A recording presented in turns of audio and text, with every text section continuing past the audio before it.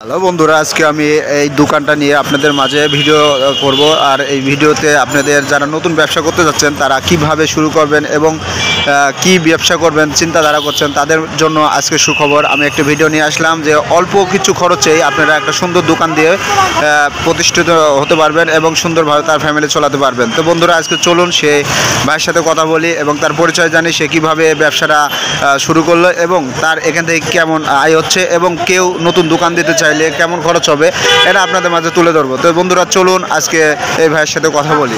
আসসালামু আলাইকুম ভাই।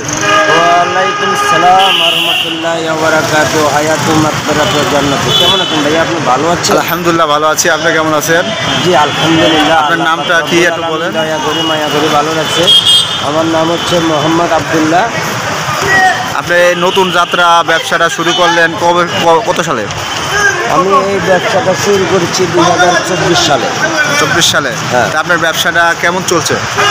আলহামদুলিল্লাহ, আল্লাহ পাক আমার রিজিকের বরাদ্দ যাই রেখেছে, তার উপর দিয়ে আমার ব্যবসাটা আলহামদুলিল্লাহ ভালো চলছে।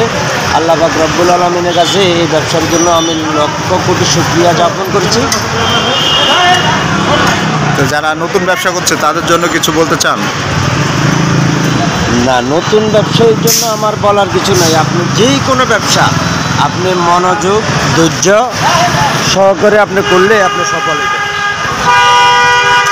তো বন্ধুরা, ভাইয়ের মুখে থেকে শুনলেন যে যারা ছোটোখাটো ব্যবসা করতে যাচ্ছেন কোনো জায়গায় তারা কিভাবে পাইকারি মাল কিনবেন, কোথা থেকে কিনবেন, ভাইয়ের মুখে থেকে শুনি। চলুন।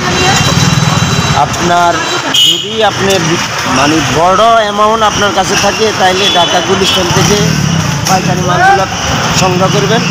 আর যদি না ছোটোখাটো ব্যবসায়ী টাকার পুঁজিপাটটা কম, 1000 10,000 বা 20,000, তাইলে টঙ্গী বাজার পাইকারি মার্কেট থেকে করতে পারেন। আসলে কি 10,000 টাকায় ব্যবসা করা সম্ভব?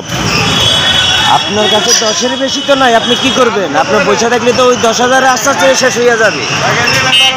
কারণ পয়সা থাকলে ওই 10,000 আপনার 10,000 থাকবে না, এটা একদিন পর 7,000 হয়ে যাবে, 8,000 হয়ে যাবে, 5,000 হয়ে যাবে।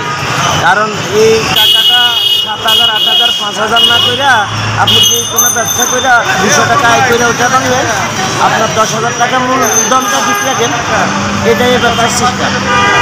আপনার আয় হইবে না, এই জন্য আপনি বসে থাকবেন না। বসে থাকলে আপনি ব্যর্থতা পরিচয় দিবেন।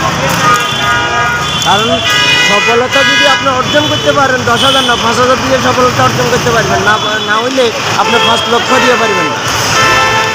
ঠিক আছে বন্ধুরা, আজকে আপনারা শুনতে পারলেন যে ভাইয়ের মুখের কথা।